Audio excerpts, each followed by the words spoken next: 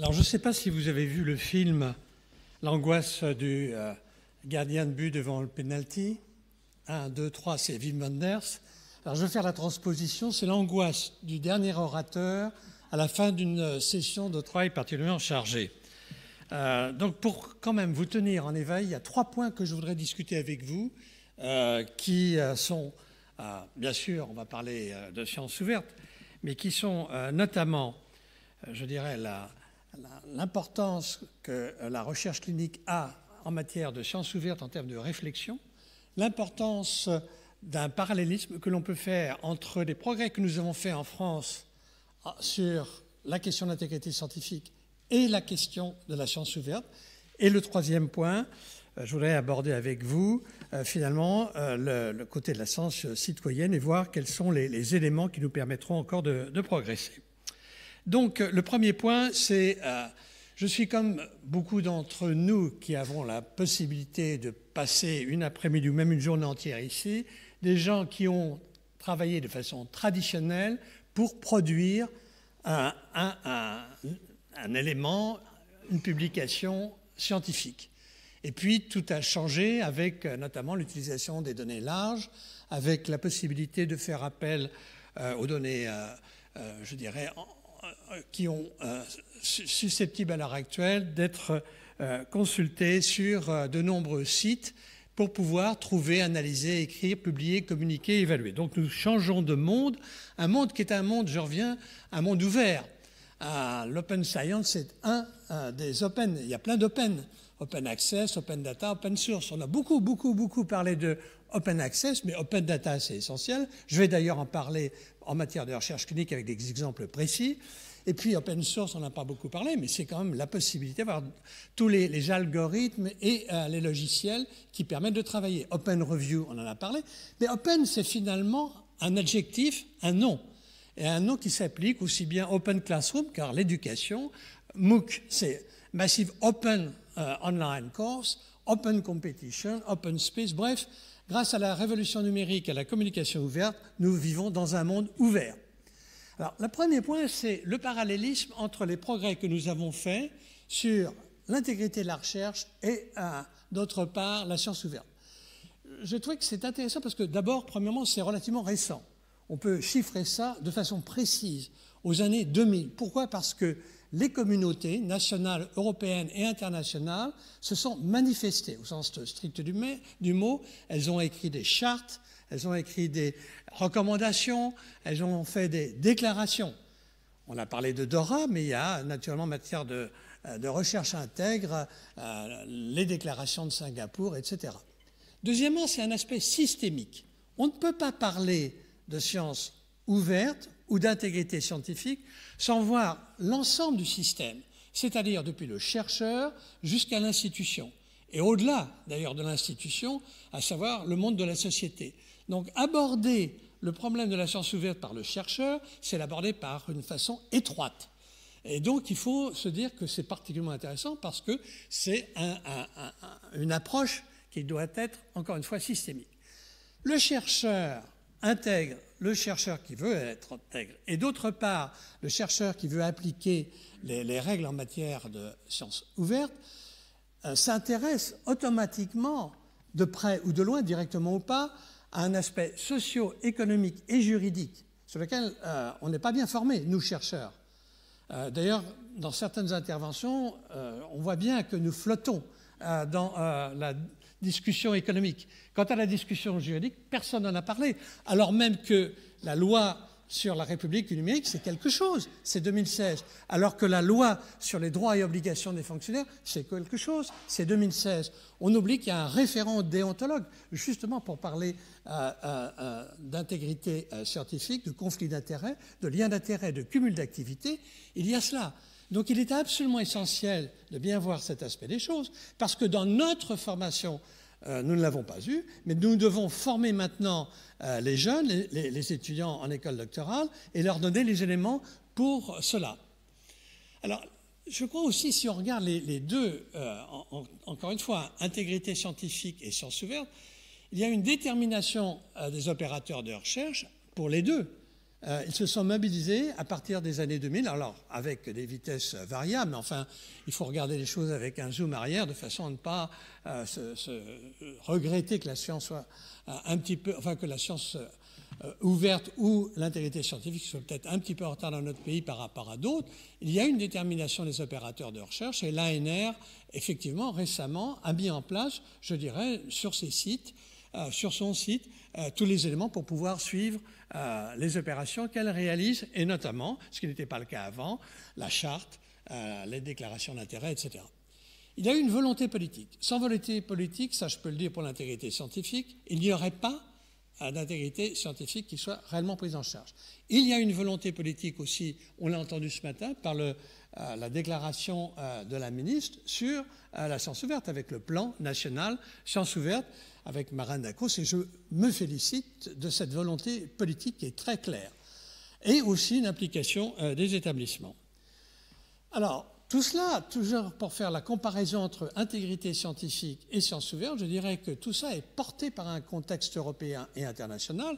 Et Jean-Pierre Bourgnon a bien rappelé justement l'importance de l'Europe ici, qui a joué aussi un rôle de moteur. C'est en 2012 que l'Europe a signé DORA, si je ne m'abuse.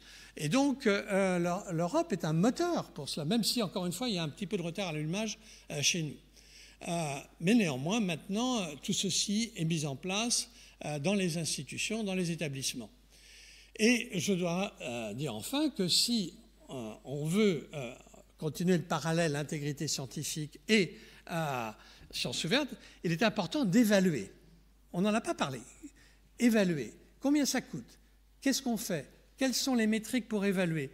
Comment peut-on se rendre compte, finalement, de l'impact que nous aurons eu, de l'énergie que nous aurons mise sur, je dirais, une meilleure intégrité scientifique, un meilleur partage des connaissances et de la mise à disposition des données pour le public. Alors, voilà des chiffres qui sont intéressants en France, parce que en France, le total, finalement, des publications, enfin des préprints sur HAL, Hyper Articles Online, c'est finalement quand même assez important, comme vous le voyez, avec des pourcentages qui varient en open access en fonction des disciplines. Je n'y viens pas, ça a été déjà discuté. Mais le point important, moi qui me pose toujours problème, c'est le positionnement des éditeurs dans les différentes étapes du circuit. Je ne suis pas sûr qu'on ait tous réalisé à quel point les éditeurs peuvent tout verrouiller. Ils ont les données brutes de la recherche, ils les évaluent et ils les font évaluer. On a vu d'ailleurs la première évaluation qui peut être mortelle pour une seconde évaluation ensuite. La conservation des données va être faite par les éditeurs, les outils bibliographiques ont été mis au point par les éditeurs, l'écriture finale est le fait des éditeurs, la publication bien sûr, et elles ont aussi les archives et la possibilité de les réutiliser ou de les faire réutiliser. Donc le chercheur qui publie est tellement heureux de publier qu'il en oublie tout ça. Donc c'est quelque chose sur lequel je crois qu'il faut vraiment qu'on attire l'attention des jeunes et qu'il y a nécessité d'aller au-delà des réflexions peut-être un peu courtes que nous avons à l'heure actuelle. Alors maintenant je parle, deuxième point, la recherche biomédicale. Moi je suis un médecin d'abord, un chercheur en même temps presque, mais ce qui m'a intéressé c'est en matière de recherche clinique de voir ce qu'on a fait. Parce que c'est quand même un très bon exemple pratique qui nous intéresse tous, citoyens malades en puissance, de savoir comment les données de la recherche clinique sont organisées. D'abord, premièrement, il y a 11 à 25% de données reproductibles. Alors, ces chiffres de pourcentage, ça vaut ce que ça vaut, mais c'est en tout cas pour montrer que réellement, on pourrait faire mieux. On estime qu'environ, il y a 17% de pertes de données par an. Les données accessibles, alors là, on est dans le plus dur. Les données accessibles dans les revues sont extrêmement faibles. 9% des articles donnent des données qui permettraient de reprendre, si vous voulez, les statistiques, etc. Ça s'améliore, mais ça dépend énormément des disciplines et surtout des journaux. Alors, nous avons quelques journaux phares, comme le British Medical Journal, qui pour moi est réellement une espèce de phare pour d'honnêteté, de journal correct et qui doit être lu et référencé. Il y a des pertes, des vols, effectivement, tout cela. Et vous pouvez retrouver dans le CNRS une étude qui a été faite et publiée en août dernier sur l'économie de la publication scientifique et de la conservation des données. Je vous donne cette source, c'est extrêmement instructif. Mais ce qui m'a le plus intéressé encore, c'est le site clinicaltrials.gov. Alors peut-être que vous ne connaissez pas si vous n'êtes pas dans le domaine de la recherche clinique ou des essais thérapeutiques, y compris les essais très précoces qu'on appelle les phases 1, qui sont les preuves de concept. Mais il faut savoir quand est-ce que ça a été créé. Ça a été créé en 2000. La FDA a poussé, si vous voulez, à ce qu'il y ait une politique d'enregistrement des essais thérapeutiques, des essais à visée purement cognitive qui impliquent des patients, des malades ou des sujets sains, qui soient financés par le public ou par le privé. Donc tous les essais doivent être à l'heure actuelle enregistrés. Si vous ne faites pas enregistrer un essai et que vous alliez ensuite à la FDA pour tenter de faire passer votre étude, ça ne marchera pas. Donc il y a à l'heure actuelle 300 000 études, 208 pays. Et c'est très instructif de, je dirais, feuilleter ce site pour voir que ce site est destiné très clairement à des patients, à des chercheurs, à des responsables d'essais. Et ça, c'est intéressant parce que ça nous donne en pratique à qui et comment les données d'une science ouverte en matière de recherche clinique peut être utilisées. Ceci a été organisé par la National Library of Medicine, n'est-ce pas? Les patients peuvent voir, et je pense qu'au tout départ, quand j'ai regardé, parce que c'était une histoire intéressante à regarder, au tout début, c'était réellement pour les maladies les plus graves. Cancer gravissime, maladies infectieuses graves comme le sida par exemple. Et les communautés atteintes de ces affections ont poussé la FDA puis la National Library of Medicine pour savoir s'il n'y avait pas par hasard un essai dans un pays ou un autre qui serait bénéfique et qui permettrait ensuite d'avoir accès aux données. Les chercheurs, qu'ils soient cliniciens fondamentalistes, peuvent avoir tout intérêt à repérer les essais en cours. Et naturellement, ceux qui organisent les essais, privés ou publics, ont tout intérêt à savoir ce qui se passe. Alors évidemment, le problème, c'est que ça n'est pas tout rose. Et je pense que ce qui existe en matière de recherche clinique peut exister aussi un jour en matière de sciences ouvertes dans les domaines, disciplines plus fondamentales. Il y a des essais qui ne sont jamais publiés. C'est quand même assez important. Vous voyez, par exemple, il y a eu 384 essais de vaccins, 355 terminés, mais vous voyez qu'une fraction, je dirais trop petite, malheureusement, a été publiée dans des revues scientifiques. Et en fin de compte, même si les résultats ont été déposés dans clinicaltrials.gov mais pas publiés, on arrive à environ 60% des essais qui ont été enregistrés, pour lesquels il y a un temps de recul suffisant et pour lesquels nous n'avons pas d'informations. Or, c'est important en termes, par exemple, d'effets secondaires et surtout des effets primaires. Donc, il y a là un problème.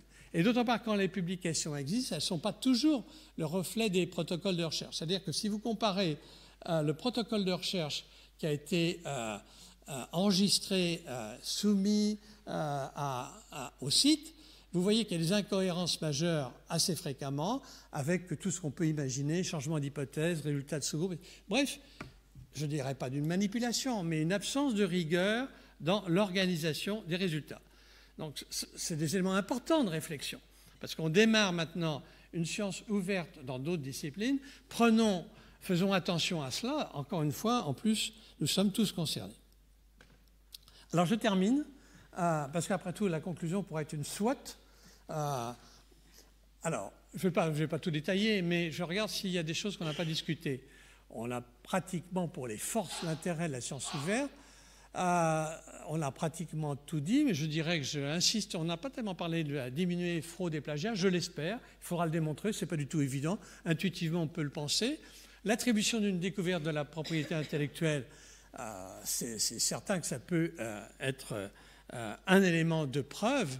La faiblesse, Bon, je crois qu'on a beaucoup discuté des préprints et donc je ne vais pas en discuter. Mais enfin, pour l'instant, il y a quand même une modalité peut-être pas encore parfaitement précise, en tout cas dans mon esprit, d'application du plan S avec un délai très court.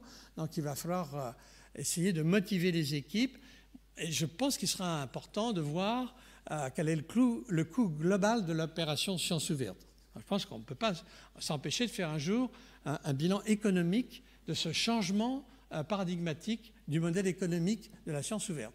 Alors les opportunités, j'insiste sur la volonté politique, j'en parle en connaissance de cause, pour l'intégrité scientifique, il n'y a rien eu en France tant qu'il n'y a pas eu de volonté politique. Donc c'est vraiment très important. Et puis, bien sûr, nous bénéficions comme opportunité de tout ce qui se développe en matière d'intelligence artificielle, notamment, ça a été dit, d'aide à la recherche participative, effectivement, et je pense que ceci nous permettrait, je terminerai par cela, à accroître la confiance dans la science. Mais les craintes, il y a des craintes, et elles ont été, je dirais, un petit peu discutées aujourd'hui. Il y en a une qui est quand même la multiplication des serveurs d'archives ouvertes. J'ai été invité à faire un topo au ministère en décembre dernier, un topo de 3 jours, très suivi, organisé par le ministère de la Recherche sur la science ouverte, et il y avait des salles de posters. Et alors là, il y avait une floraison de sites possibles à utiliser qui moi, m'a donné un peu le tournis. Et donc, il va falloir qu'on essaye de rationaliser tout ça. Et d'ailleurs, Geneviève a montré qu'effectivement, alors ça correspond à des spécificités, c'est très bien, mais en même temps, c'est difficile quelquefois de se dire où on va. Le détournement des données à visée commerciale ou idéologique, peut-être, il faut quand même être, il ne faut pas être naïf. À partir du moment où on met à disposition une technologie, quelque chose qui, sur le plan de la transformation en termes de valeur ajoutée, permet à un pays très très bien équipé avec de nombreuses ressources, dont 4,5%, je pense à la Corée, du budget du PIB va en recherche. Il faut quand même voir que notre petit pays, avec 2,2%, avec peu d'industrie, va quand même ramer. Ce n'est pas un vol, c'est simplement donner sciences ouvertes. Alors il faut quand même le savoir. Donc je trouve la protection des données personnelles, ce n'est pas non plus une mince affaire, et notamment en matière de données médicales. Donc je le dis, je le redis, et on a parlé des revues prédatrices. Alors, je termine en disant, après tout, moi je suis un vieux chercheur, mais les jeunes chercheurs, ils sont soumis à des injonctions quelquefois contradictoires. C'était Marin Dacos qui m'avait obligé à prendre ce titre-là à mon topo pour le ministère. Et alors, regardez, il faut qu'ils fassent une recherche éthique, intègre, responsable, publiée en open access, assurer l'ouverture des données, les conserver, leur accessibilité, la confidentialité des données sensibles. Et naturellement, il faut qu'ils les valorisent avec leurs propriétaires intellectuels et les brevets. Et il a pour ça toute l'administration de nos institutions qui l'aident.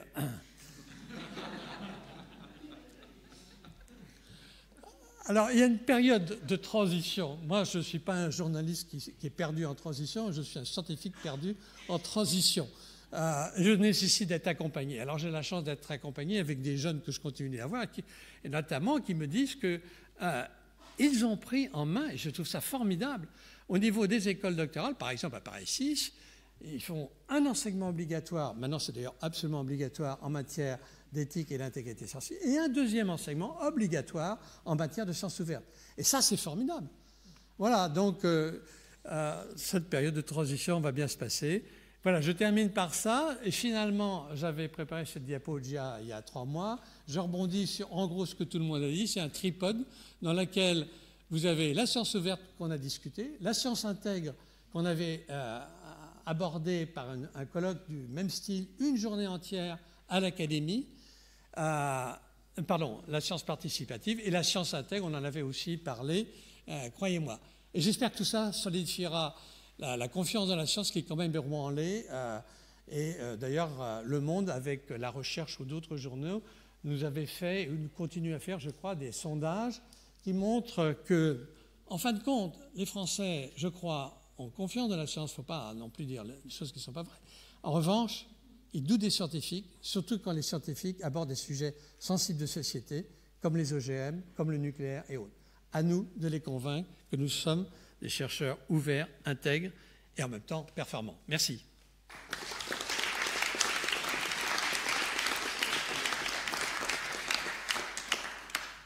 Pierre, le temps passe, mais on va quand même pouvoir te poser des questions ou faire des commentaires. Est-ce qu'il y a des gens qui voudraient réagir à ce que Pierre Corvol nous a dit ou a conclu? Je sais que mon voisin de droite a envie, mais il y a Sébastien Candel. Et puis Guylain. Pierre, moi je suis très content des conclusions et notamment du fait que tu as fait cette analyse SWOT qui est très intéressante parce qu'il faut à chaque fois qu'on va dans une direction essayer de réfléchir aux conséquences et aux autres aspects et là on couvre effectivement le champ des possibilités. Et donc c'est vraiment quelque chose d'utile et c'est dommage qu'on soit passé très vite sur les planches mais je les regarderai plus attentivement. Guylain. Oui, merci pour cet exposé, Pierre. Tu n'as pas parlé, je dirais, de sciences participatives, qui est un mot qui a été utilisé plusieurs fois dans la journée ou aujourd'hui, sur lequel je ne suis pas très sûr d'ailleurs ce que ça veut dire. Le fait que tu n'en as pas parlé m'intrigue. Attends, je reprends ma dernière diapo parce que... Oui, c'était en droite. Alors... Ah oui, mais tu n'en as pas parlé.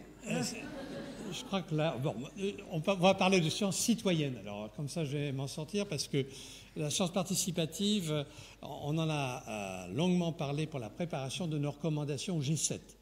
Il y a un G7 Sciences et dans le G7 Sciences, il y a 3 recommandations qui vont être émises par les académies des sciences et notamment l'Académie des sciences du pays hôte qui est la France, comme tu le sais. Et donc, avec Sébastien Candel et avec 3 de nos confrères ici, et notamment Alain-Jacques Valeron, on a abordé la science citoyenne. Bon, après, on peut en discuter, mais c'est effectivement un sujet que je crois extrêmement important, d'autant que nous en avons déjà discuté ici dans le cadre de la participation des patients à l'élaboration d'une science citoyenne, participative, d'une part, et d'autre part, moi j'avais toujours été frappé par un de mes collègue du CIRAD qui regardait la floraison des orchidées. Et c'est quelqu'un qui travaille sur autre chose, mais bon, il était passionné d'orchidées. Et il m'a montré le site sur lequel il travaillait la floraison des orchidées, qui est un modèle de science participative. Chacun regarde dans son champ ou dans son secteur quand les orchidées fleurissent. Il envoie la photographie de l'orchidée à un validateur. Il y a un logiciel spécial qui a été développé et on voit très très bien la progression de la floraison des orchidées qui suit la vallée du Rhône en fonction de l'arrivée du printemps et de l'été. Donc je suis convaincu que cette science-là, de même que la science participative, je l'ai appris grâce à Alain-Jacques Valeron avec les contests, avec la possibilité de lancer en quelque sorte une question difficile et de faire travailler en compétition ou en collaboration des équipes pour résoudre par l'intelligence artificielle des problèmes particulièrement difficiles. Je trouve que ça, c'est une élaboration collaborative, une construction de la science qui implique chacun d'entre nous. Donc, c'est ce que nous avons essayé de faire passer dans le message pour les chefs de gouvernement.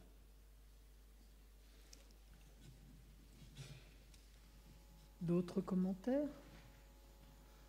Bon, je pense que je vais remercier Pierre. Attendez, madame. Ah. Je suis contente que vous ayez parlé médecine, parce que c'est... Je suis désolée, on me fait asseoir. Je suis contente que vous ayez parlé de médecine, parce que c'est là aussi où il y a le plus de facilité à lancer des fake news, à faire de fausses manips, et donc... avec une science ouverte, c'est très très facile. Donc je vous remercie pour ça. Merci.